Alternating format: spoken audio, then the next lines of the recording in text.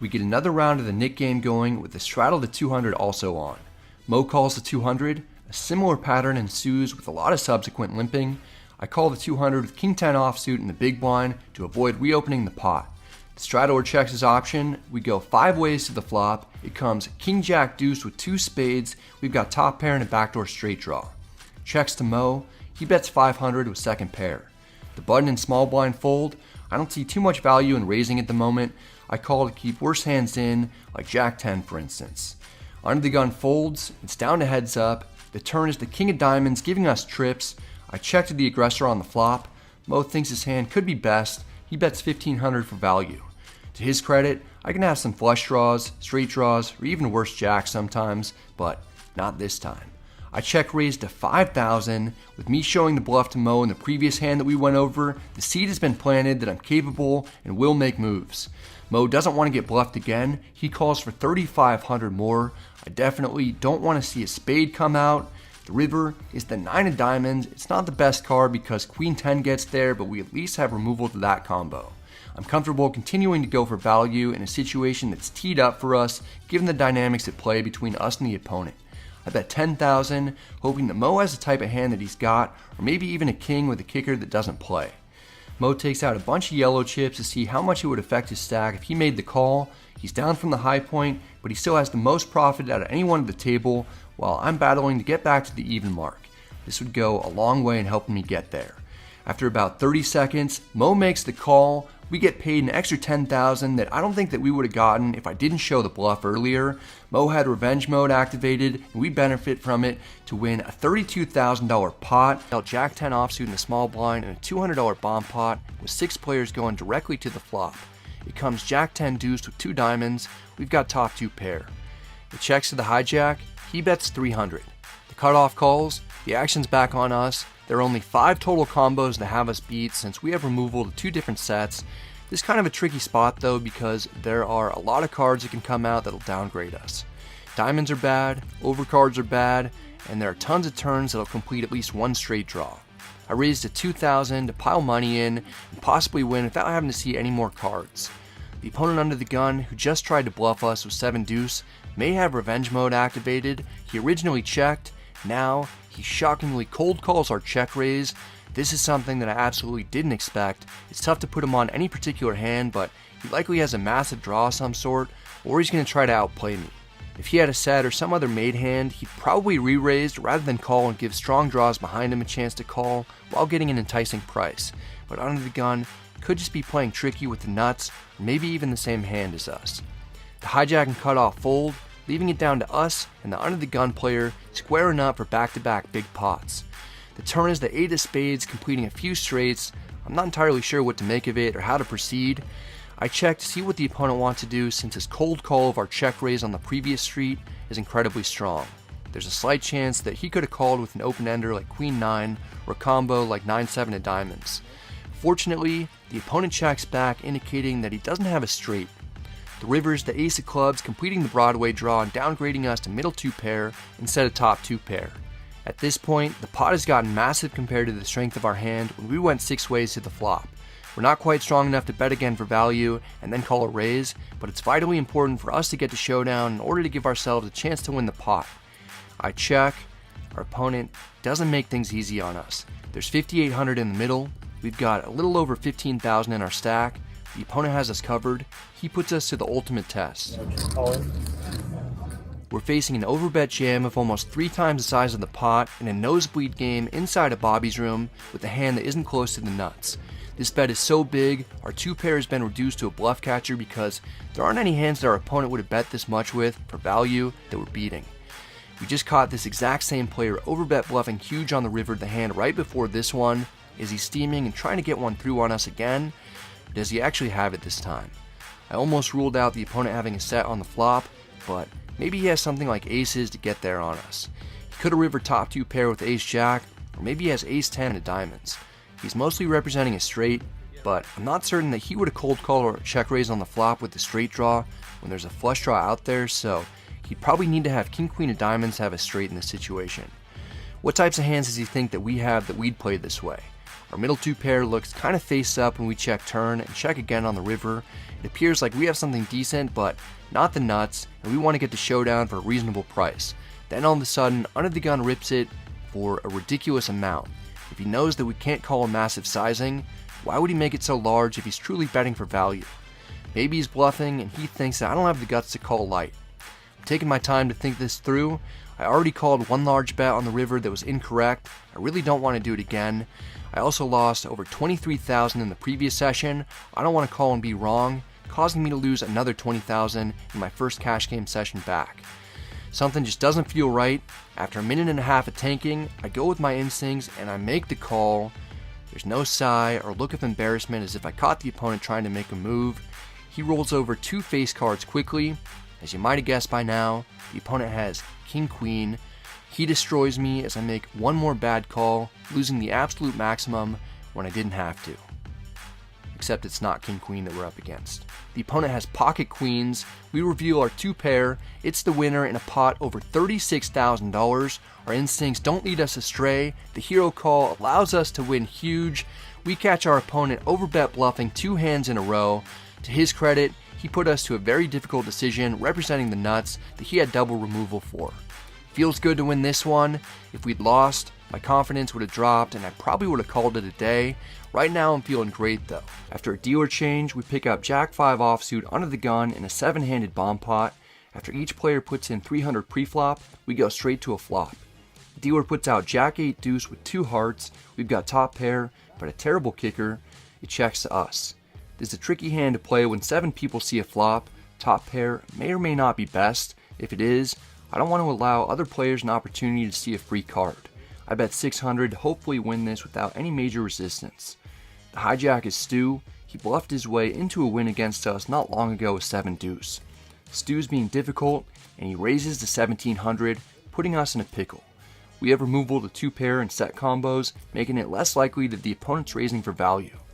This is a spot that the hijack might be over bluffing since there are so many possible drawing hands. Not only are there a ton of flush draw combos, there are also tons of straight draws that the hijack could be semi-bluffing with, like 9-7, 10-7, 10-9, Queen 9, and Queen 10.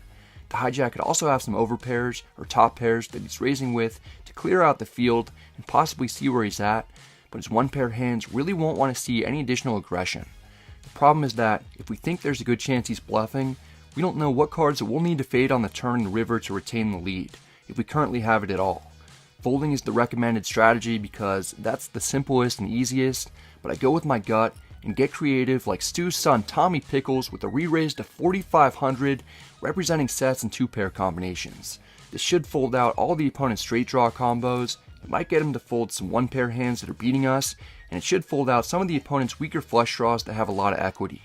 I'd expect the hijack to 4-bet rip it with sets, Jack 8, and Jack deuce. The opponent has a question. This question can often be pretty telling. A lot of the time, players who are on a draw in particular are interested in knowing stack sizes so that they can figure out implied odds if they're able to hit their hand. In this case, if the opponent happens to have a flush draw, I've got another 12,800 in my stack that the hijack could think that I'd be willing to get in there if he just calls the 4,500 and drills a heart. After considering his options for about 45 seconds, the hijack only calls, which indicates to me that we're up against a better 1-pair hand that the opponent isn't super confident in, or we're up against a flush draw that we're ahead of at the moment. The turn is the 3 of diamonds, putting a second flush draw on the board, but other than that, it's a blank. We've got slightly more than a pot-sized bet left in our stack. We've narrowed down the opponent's range into 2 categories. The first category is 1-pair hands that we're losing to that the opponent would have an extremely difficult time calling a shove with, like overpairs and ace-jack type of hands. The other category consists of strong draws that we're currently beating but have a ton of outs against us. If our assessment is correct, the hijack is going to absolutely hate facing extra pressure if his hands fall into either of those categories, and we're going to put on the maximum amount of pressure. We bet all $12,800 and we don't get snap called, which is good because there was still a tiny possibility that the opponent was slow playing a set, although it was heavily discounted. The interesting thing right now is that I'm not even sure if we're bluffing or jamming for value, but it doesn't really matter since it's incredibly difficult for the opponent to call with an overpair. If he was playing pocket aces face up, I'd jam anyway, expecting a fold a high percentage of the time.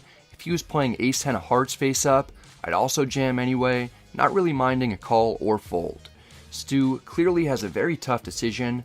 After exactly 1 minute, the hijack makes the call, which I didn't want to see because he either has us beat or he's going to have a million outs. Now we just need to decide how many times we want to run it. I'm probably not in great shape here. I have no pair. Oh, okay. It's up to you. I flip over our pair. We've already been told that right now it's the best hand, but surely that might change. A lot of guys prefer not to show their cards until they absolutely have to, but Stu is cool enough to show for the vlog that he made the call with ace-4 of hearts. He flopped the flush draw and turned a wheel draw to go with it. If he hits an ace, he'll win as well. Even though running it twice earlier in the session caused me to lose 5 figures, we agreed to run it twice this time with hopefully a different outcome. This is an enormous sweat. We're playing almost a $40,000 pot. It's the biggest one that I've ever played at Bellagio, just barely beating the previous biggest one that I played with 7-deuce less than an hour and a half ago. The first river is the king of clubs. We lock up over $18,000 and guarantee that we'll end the hand with more than we started with since it was a bomb pot with lots of extra money in at the start. We're free rolling the other half of the pot. We've got a second opportunity to do what we weren't able to accomplish earlier, which is scoop a gigantic all-in. There are a lot of cards that'll cause us to split the pot, but the 9 of clubs isn't one of them. Somehow we get the money in good with just one pair and no kicker. We hold on both runouts to get the victory in the biggest pot that I've ever played at Bellagio. It doesn't get more exciting than this. This is double wow exciting. Wow. Wow. We get a count of our chips just to make sure the pot's right. I can still feel the adrenaline pumping through my body. I've got 100% of myself in this session, so winning a pot that big feels amazing. When we look down at pocket 10s in the cutoff, I raised to 1,000. I just added on for 15,000, so I'm in for 55,000 total on the day, but the chip count to the left of my name hasn't been updated yet. I start this hand with about 52,000 in front of me. Doyle initially bought in for 40,000. He only has 19,000 of that remaining. He 3-bets to 4,000. It folds back to me. I need to get a count of exactly how much Doyle has left. Stack sizes are really awkward. If I call, the pot will be 9,000 and Doyle will only have 15,000 total. There are just 4 pocket pairs better than ours, but there are a lot of flops that won't be good for us. I really don't want to fold. I also don't want to call and see the flop come king, queen, or jack high, then I have to wonder if we're good either. You see me in the moment looking as if I'm trying to calculate how much rocket fuel it would take to get us to the moon. What I'm really thinking about is how many big blinds a shove for 19,000 effective would be. With the straddle to 400 on, it's less than 50. It's a little more than I'd really like to gamble, but I told you earlier, those hands Doyle played against Helmuth caught my eye and made me realize that he's still willing and able to make some plays. Those hands, coupled with the fact that I know Doyle stuck more than half of his initial buy-in, makes me think it's more likely than usual that Doyle could be trying to make me his newest victim, and perhaps he's 3-betting us light. Maybe if I 4-bet jam, I can get some hands like ace-jack or ace-queen to fold. If not, I'm okay getting it in as a flip against ace-king. I just really don't want to jam and get snap called. I announce that I'm all in, and somehow we do get snap called. I figure we gotta be up against aces or kings. Nope, we're up against ace-jack suited, which I would have expected Doyle to fold because this is about the best case scenario for him when he calls, but Doyle's apparently in the gambling mood. We're flipping in a $40,000 pot against the most important person in poker's history. As badly as I'd like to win this pot, I owe Doyle a lot more than what's in the middle, so I wouldn't be too disappointed to lose. The flop comes queen 9-7 with 2 diamonds. We've got the 10 of diamonds, which could come in handy. I'm thankful that I didn't just flat the 3-bet pre-flop because I wouldn't know what to do if I checked and Doyle shoved. My eyes are glued on the run out since this is one of the biggest pots in my life, and it's against one of my idols. Meanwhile, Ivy's having a tough time staying awake. The queen of diamonds comes on the turn, getting us 1 step closer to the win, and removing 2 of Doyle's out since we pick up the flush draw. The river is the 8 of spades, giving us the victory and adding 20,000 Doyle dollars to our stack. Brad holds. That is a nice pot right there. This is a hand that Doyle will probably forget before he falls asleep tonight, but it's one that I'll certainly always remember. I have so much respect for all these guys. To be sitting at the same table and competing against them is something that's incredibly special. To be up 5 figures after winning an all-in against Doyle is beyond what I could have hoped for. This is the coolest moment in 2 decades of playing poker.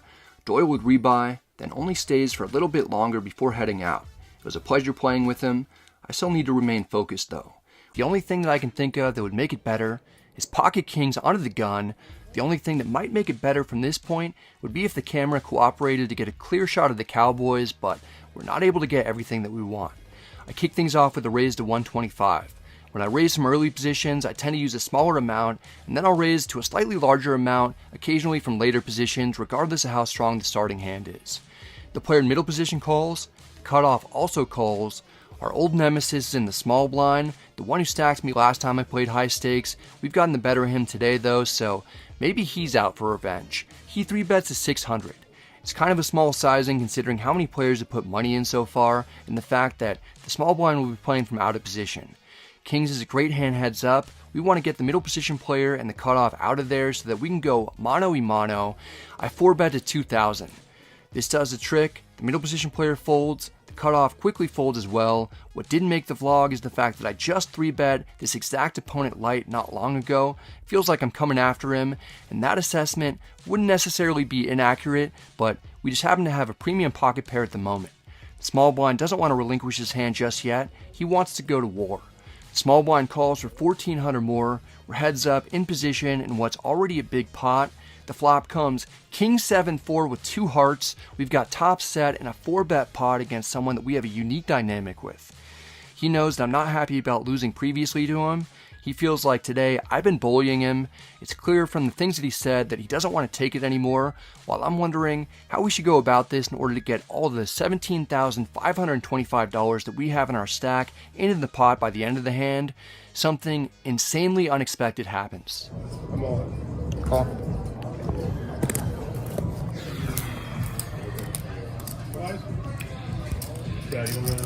Sure. Rather than check to the pre-flop aggressor on a king-high board, the opponent lead jams for 4 times the size of the pot while we have the stone-cold nuts. We're playing with almost $40,000 in the middle and have no idea what we're up against. The opponent could already be drawing close to dead. If we win, this will be the biggest pot that I've ever won at Bellagio, but we're running it twice. And you guys have seen that running it twice hasn't helped me out at all in the past. It's actually cost me about $60,000 over the past few weeks. But I almost always leave it up to the opponent. He asked for 2 runouts. I agreed. I certainly don't want to get unlucky with only 1 runout while this much is at stake and lose everything. The first turn is the 8 of clubs. It actually isn't great if we're up against a hand like 6-5 suited, which just made a straight, but that seems somewhat unlikely in a 4-bet pot. The river is the 3 of clubs. At least the flush draw is missed. The king of hearts is unaccounted for, so it could be up against ace king of hearts or something like that. We probably have the first board locked up, though there's no way to know for sure since the opponent's cards are still face down. The second turn is the deuce of spades. It's as blank as it gets. We still have the absolute nuts on that board. The river is the 7 of diamonds. I don't like seeing it initially because it's red, but fortunately, it's not a heart. As long as the opponent doesn't have quad 7s, we probably scoop the entire $40,000 pot. It's time for showdown.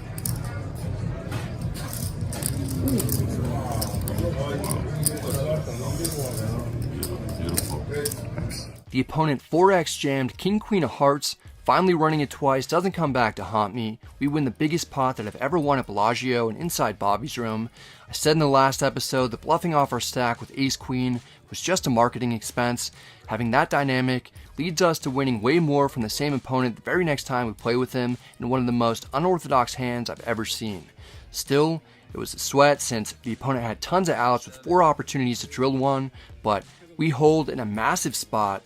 I actually like the player a lot. He's a brilliant person who's done well for himself outside of poker, but today, I get the best of him to win back all the money he was keeping warm for me, and quite a bit more. Never in my life have I flopped the nuts and had an opponent jam for over 4 times the size of the pot. The fact that it happened in Bobby's room while playing high stakes makes it even sweeter. Revenge mode is officially switched off. We get a count on my chips to confirm it's 17,525. The opponent pays with 4 5K flags, then some changes returned to him. After winning by far the largest pot of the session, we're up nearly $25,000 on the day. With my son about to be born, I couldn't be happier about the way everything's going right now. This is a special moment for me to be up this big. About 45 minutes goes by, then Hook opens in the hijack to 1200. We're 6-handed, so he's second to act pre-flop. Terrace is in the cutoff with a couple of ducks. He calls. We wake up in the small blind with pocket 10s. We can mix in mostly 3-bets with occasional calls. I call here. We're going 3 ways to the flop, out of position. It comes queen 10-4 rainbow. We've got a sneaky middle set and a score to settle. I check, neither player bites, they both check back pretty quickly. We see a free card, it's the queen of spades, giving us a full house. We're gonna have to build this pot with our own bare hands. I bet 3,000, hoping someone checks back flop for pot control with a queen. Hook glances at his cards to see if his jack turned into a queen. It unfortunately didn't. He folds. Even after winning nearly a $200,000 pot against me earlier with 10-7 suited, Terrace still has revenge mode activated, and it's cranked up to 11. He gathers raising chips, then makes it 8,000 to go while drawing completely dead. When you make big hands in these types of games, it's easy to make a lot of money because people are just putting on play after play. I wasn't making big hands on day 1, day 2, we've already gotten paid off once. Maybe we can win another 6-figure pot. I want to keep Terrace's bluffs in, so I just flat the raise. We got a river deuce in the last hand we went over. I wouldn't mind ordering seconds of that. Instead, we get the jack of diamonds. It's not the best river card because we could be up against queen jack. I check. Terrace, who looks like he comes from a long line of pillagers, tries to pillage this pot. He fires 12,000 into 20,000. While I'm a little concerned that we're up against a better full house, we could also be up against pocket fours, a straight, or just trip queens. I try to target those worst hands that won't want to make another incorrect fold against me. I put in a big check raise to 45,000. We're up against what's essentially air. Terrace doesn't have anything that he can play back at us with. He folds. It's not a 6-figure pot, but it's another fairly large one that gets us all the way out of the $86,000 hold we were in at the low point of the day. Don't look now, but we're even cracking a little bit of a smile. Poker's a lot more enjoyable when you're making big hands and winning. We're in for 50,000 total when we pick up 7-deuce once more. We started out so well with this hand, but lately I've been getting obliterated with it. Still, we have to try to get the bonus 300 from everyone. I raised the 300 from the cutoff. We only have to get through a few opponents to win a couple thousand. Right away we get resistance, the button calls, the small blind calls. Berkey smells blood in the water. He 3-bets at 2,000 from the big blind. It's been less than 15 minutes since his bluff shove got through, and he's returned to the ring to finish me off. I know Berkey's capable of 3-bet squeezing light. This situation was teed up for him to make a play. I'm not in the mood to fold. I 4-bet to 6,500. We're definitely forcing it at the moment. Credibility is near an all-time low. I've been a punching bag for the table. Everyone senses that I'm unraveling, so as soon as I put the chips out, I realize this isn't likely to get through. The button and small blind fold because they don't want to get caught in between me and Berkey. I wouldn't be surprised to see a light 5-bet shove. Instead, Berkey calls, which is almost just as scary.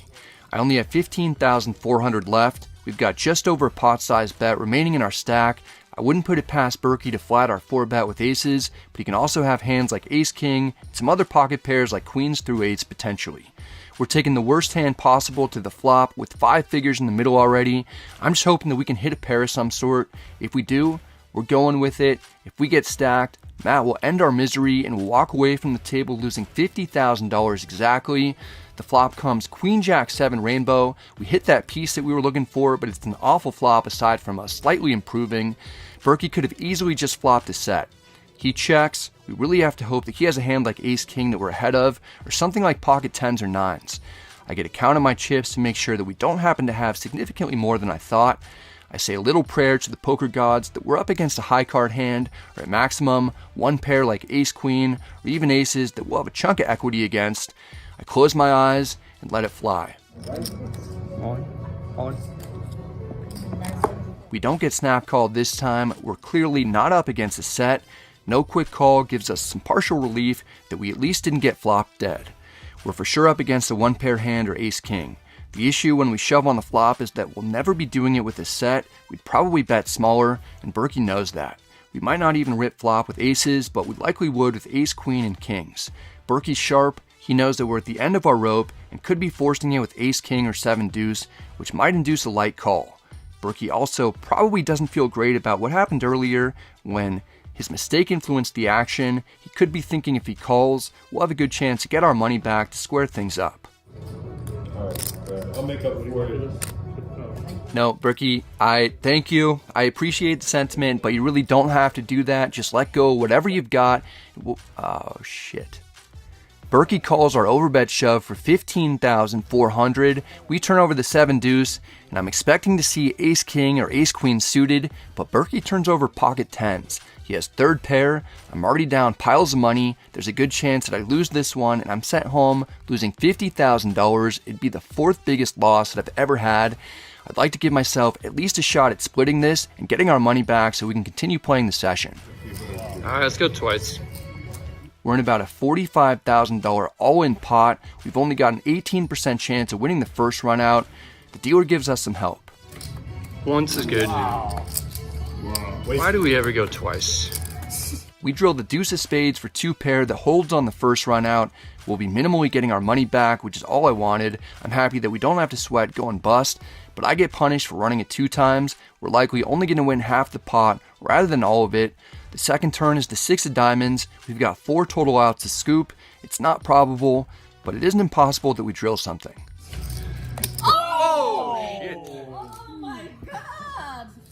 We smashed the deuce on the second river as well. Not only do we scoop the entire pot, we win an extra $300 from each player at the table. We go from feeling as dejected as possible to winning nearly $50,000. It felt like we were in an insurmountable hole, losing big pots in every way imaginable. Now we've got an extra life. You deserve. After you lost this one. I'm in disbelief. I've never won a pot anywhere near this large in this fashion, drilling one of our few remaining outs on both runouts. I have to be honest, the way I prefer to win is never by getting it in with the worst hand and sucking out. I actually feel a little bad for Berkey that he correctly made a difficult call and then lost a $50,000 pot, but at the same time, there's a little justice after everything that took place when I had the 10s against him. It's fitting that he loses with 10s against us in a bizarre way. I've only been playing for 1 hour. I'm up the most that I've ever been up in a game though, so I'm okay if the game ends. Hopefully, without me getting torched. Alright. I just need to get through 8 more hands without getting stacked to survive what's been one of the most fun, but also one of the most nerve-wracking sessions that I've played. In the first of these 8 hands, Alan puts on the double straddle to 800.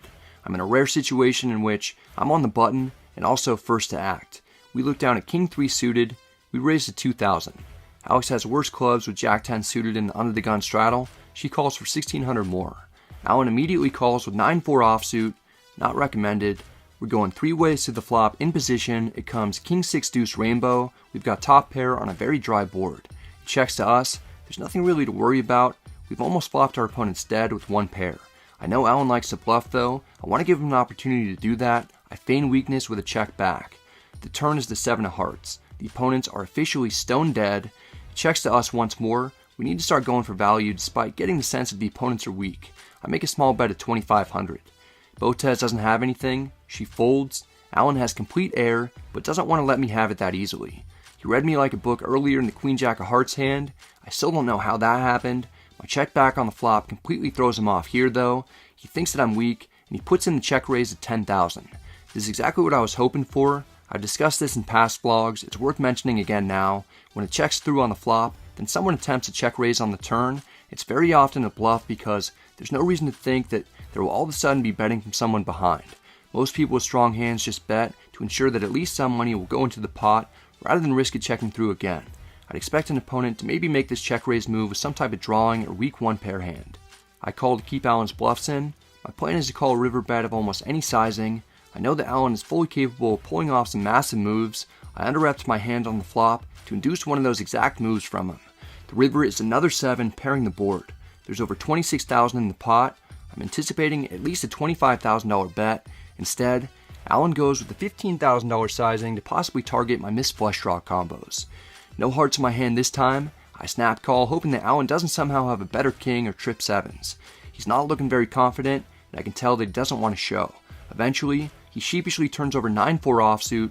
My plan works to perfection for us to win a pot that's almost $60,000. It's by far the biggest pot that I've ever won outright.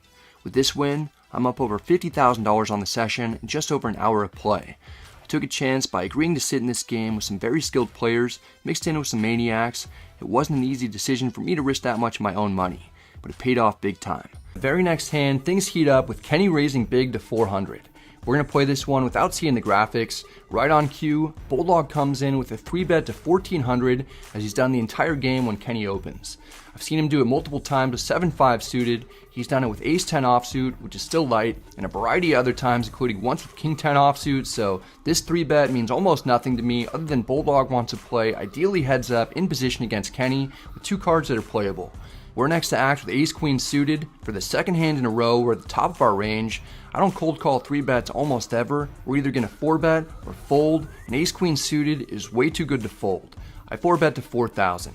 The action's back on Kenny. We've already seen that he doesn't like the feeling of being pushed around. We saw him take a stand earlier, 4-betting Bulldog to 8,000 with ace-5 offsuit. His head has to still be spinning after making the incorrect laydown with pocket kings only 3 hands earlier, causing him to miss out on an extra $43,000.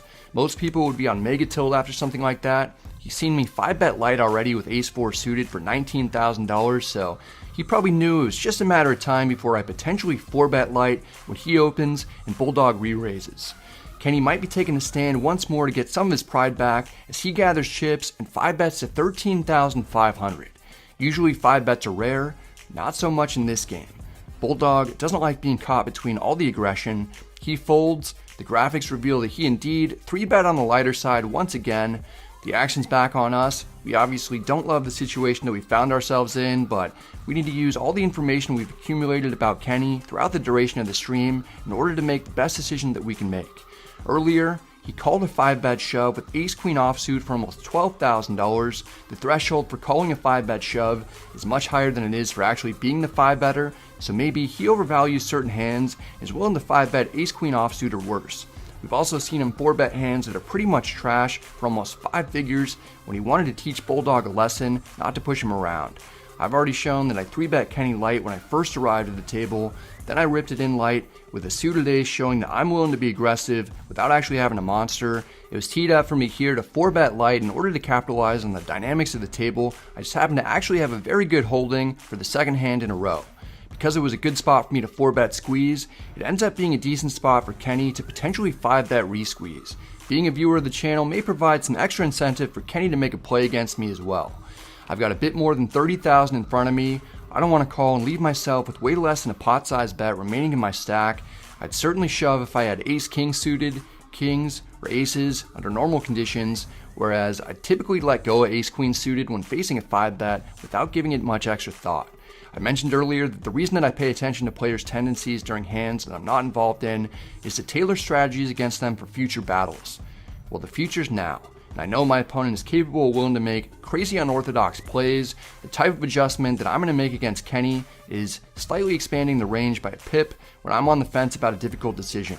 Ace-queen suited is just too good of a hand to fold under these exact conditions against this exact opponent.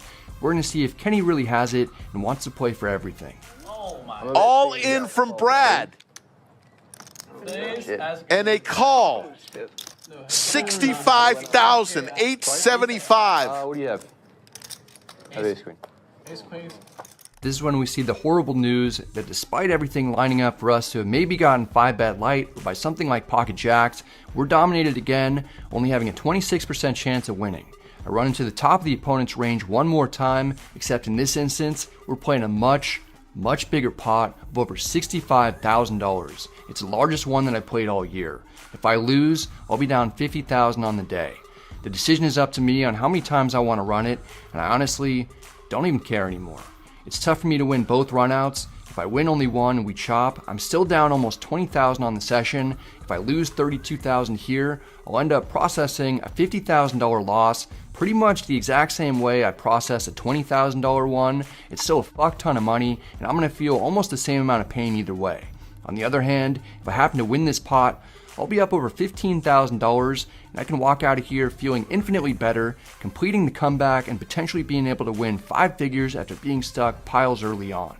I've lost 2 runouts against Ace-King today already. I can't lose them all, and the emotional EV of only seeing one flop, turn, and river is way higher than the alternative, so despite seeing that I'm not in good shape, I'm in the mood to let it ride. Yeah, let's just go once. One time. One Max Pain, let's do it. Kiku is here. Good luck, gents. Thanks, man. Oh my God. You can hear by the tone in everyone's voice that they almost wish I would have decided to run it twice because they don't want to see me get torched for $50,000 today, matching the mark set by the previous person who occupied this seat. Here we are though, not so eagerly waiting to see what fate has in store for us. Wow, that's spicy. It's one hell of a flop when we're playing the new largest pot of the night. We've got a double gutter and backdoor flush draw, but we can no longer hit a queen. I really didn't want to see a king come out initially, but what I'm rooting for has shifted significantly. Give him a pair. Give him a pair. Give him a pair. The turn 4 of hearts is as blank as it gets, other than the fact that it would have given Bulldog a set. Our chances of winning are reduced to 9%. We've got just a few outs and one shot at it. Otherwise, I'm going to walk out of one more high stakes session in this room with my head down and a lot less money than I walked in with. I'm trying to mentally prepare myself for the worst case scenario, knowing that it's looking bleak. Meanwhile, Kenny's praying to the poker gods that he can hold. It's all coming down to one final card, and we need a miracle. There's the king! Wow. Brad Owen But look. gets there, runs it once. Fucking pride. Wow. It's the pride. That's what she does. 65,875. The king on the river. Wow. I knew when he called one time. I knew. Yeah. Always.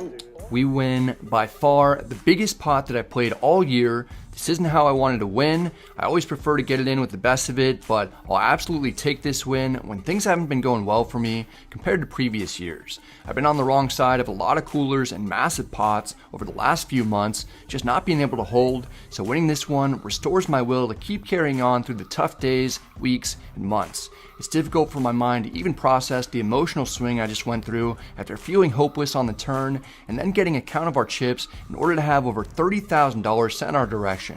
To Kenny's credit, he takes the beat with as much class as possible. He got it in great and was ultimately unlucky, but incredibly, he's still up on the day even though he's lost over $100,000 worth of pots in a matter of minutes. Brad flopped the double gutter and got there on the river, and all of a sudden, look at the cumulative winnings. Now Brad Owen up 15,000, Outlaw up 14.5, EFAN 13.5. We've got pocket aces again. This time we're on the button. I 3-bet to 1,500. There's no nick game going on or anything like that. Alex just has a hand that he wants to play. He's tired of me 3 and 4 betting people. He puts in the cold 4-bet himself to 4,800. Andrew folds immediately. There are a couple of graphical errors in this hand. The first one is that it says Alex only 4-bet to 3,800, which is incorrect. As we can see, there are 4 yellow 1K chips out there, a purple $500 chip, and 3 black $100 chips. Also, his stack is incorrect. It says Alex started the hand with 38,000, but he has 4 pink 5K chips, around 15 1K chips, 12K in black, another 5K or so in purples, and 1,600 in green. Altogether, he has somewhere around 53,000 total to start. We've got him covered. I want to get as much in now as possible. I 5-bet to 11,000. Perhaps the 4-bet from me earlier is still in Alex's mind when I had aces against him in that hand too. He might be thinking that I can't always be strong, though I have been today against him. Alex calls for 5,200 more. We're heads up in position in a 5-bet pot with the opponent completely dominated. The flop comes 10-7-4 with 2 clubs. It's close to as bad as it could get. The opponent checks. The main hands that I put my opponent on are pocket kings and queens, ace king, maybe ace queen suited. I'm not too thrilled when I look down to realize that we don't have the ace of clubs. It makes it a lot more likely that our opponent could have a flush draw. Because of that, we're not going to be down betting. I bet 13,000 in an attempt to get all the chips in the middle right now. I don't expect to be up against pocket 10s very often. I'm rooting for a jam so that I can call. Alex actually has about 42,000 total. He's got one of the best poker faces in the game. He gets a count of his inventory. In my head, I'm repeating the same monologue over and over. Rip it, dude, rip it. After almost exactly a minute, Alex comes to a decision. All in announced from Alex, a snap call from Brad. I see Alex's cards, and it's about the worst case scenario I could have imagined. The best case scenario would have been pocket kings, ideally with no club. Ace king or ace queen of clubs would have been better as well, but now we're playing a pot that's over $100,000, and my opponent can hit any club or a 10 to win. I've gone through so much pain in this new studio. I haven't won a single all-in outright with cards to come. Even though I played multiple huge all-ins, they've just all gone the other way. Despite that, I want to make sure that we're not chopping this. We're either going to have max joy or absolute max pain. Whatever you want. I just go once. And Brad wants to go once for blood. I got in a large deficit early. I got all the way out of it to be up 20,000, only to put it all on the line here with just a 57% chance of winning. I'll either be up 70,000 on the day, or I'll be down about 40,000 to book another massive loss in this room. I can barely stand to look at the run out, though I'm in the 8 seat, and I'm the first player at the table to see the cards as they come out. The turn is the 7 of diamonds. I'm still not able to breathe properly as I'm getting the sense that it's just being set up for me to experience ultimate agony when a club comes on the river. Each second feels like an eternity. I want to see a red card so badly just so that I don't have to sweat as much. I'm not sure what I did to deserve it, but I see the 5 of clubs here before everyone else, and my heart completely stops. This is one more massive loss of mine that everyone will be talking about all over social media. It's one more time that I'll leave Austin with less than I came in with. One more time, I'll have to explain to family and friends that they don't need to worry about me and everything's okay. Except, this time is different because it's the 5 of spades that comes out. We win a pot over $100,000 to be up way more than I've ever been up in a session before. I was so mentally prepared to see a club that it took me a long time to realize that it's a spade that the dealer actually put out. It's not quite the biggest pot that I've ever won. It's certainly the most satisfying just because of everything that's led up to it for me. I needed a win to restore some confidence and to have some good memories in this room. The straddle to 800 is on. Dylan picks up King-Queen offsuit on the button. He's a high-stakes pro from Las Vegas who I've actually played with a handful of times and included in multiple vlogs. He's very talented and has an extremely bright future in poker. He's only in his early 20s right now. Dylan raises to 2,500. We've got ace-jack offsuit in the small blind. You're never really supposed to be flatting from the small blind when the straddle's on. You're supposed to be 3-betting or folding. If you call, it allows the players behind you to have a really good price, and you generally don't want to be playing from out of position against multiple players. You also don't want to set it up for the players behind you to put on a squeeze play. Folding a hand even as good as ace-jack offsuit is completely reasonable, even against the button open, but we see Doug accidentally fold out of turn, so I don't need to worry about him coming along behind us with a call or 3-bet. I just call, which is totally fine to do when the straddle isn't on and only one player is left to act behind you. We're heads up against the button. The flop comes Queen 10-3 with 2 diamonds. We've got a gutter with 1 over. I check. Dylan likes the flop with top pair. He's not going to let us see a free one. The button bets 4,800. I'm not in the mood to let go of our hand. We've got a decent amount going for us. Ace high might even be best sometimes. I make the call to see if we can drill a miracle card, giving us the nuts. The dealer is a friend of mine named Kevin. What do friends do when times are tough? They come through in the clutch, giving you the exact card you need to win a massive pot. Clutch Kevin, that's what we call him. I can't tell you how happy I am to see the King of Hearts. I check because this will typically be a better card for the pre-flop aggressor, and it certainly is a card that improves Dylan's hand to top 2 pair. The button won't typically be putting us on ace-jack offsuit after we just called the raise pre-flop. He's not overly worried as he bets 10,800 for value. We've got just over 66,000 in front of us and need to figure out the best way to get as much in there as we can. A jam is reasonable. I might do that as a bluff in some instances, but I don't want to scare the opponent off of a top pair type of hand or even some 2-pair combos. I go with a relatively small sizing at 25,000. There's still enough room for Dylan to come over the top and jam for 40,000 if he doesn't have much and wants to turn his hand into a bluff. I'd actually expect him to potentially jam straights, sets, and perhaps even king-queen to get value before a scare card comes on the river that completes one of the draws that are present. The opponent takes his time to process the situation. Eventually, he calls for 15,000 more. This is a high-intensity scenario. We're in a $66,000 pot. We've got 40,000 effective. I've never rooted so hard for a blank in my life. The river is the deuce of spades. We couldn't have gotten a more ideal run out. We've got 60% of a pot-sized bet left in our stack. There's only one play to make at this point. Like Eric Clapton on stage alongside Mick Jagger, we rip it with the stones. Now all we can do is wait. There's over $100,000 in the middle one more time. The pot is ginormous, and Dylan is getting over 2.5 to 1 on a call. As strong as his hand is, there aren't really worse hands than king-queen that I'll be playing this way and jamming for value, so Dylan kind of only has a bluff catcher with his top 2 pair. A call here will nearly get me unstuck for the session, which I had little hope for before this. Dylan is deep in the tank. A minute goes by. 2 minutes go by, and the opponent still hasn't come to a decision. 3 minutes have elapsed. Still no decision. I'm not moving at all. 3.5 minutes go by. Then Dylan finally makes the call. We turn over the nuts. It's a pot of $146,800 that's coming to us. It's by far the largest pot that I've ever won, and the only one that I've ever won over $100,000. If you haven't hit the like and subscribe buttons yet, what are we waiting for?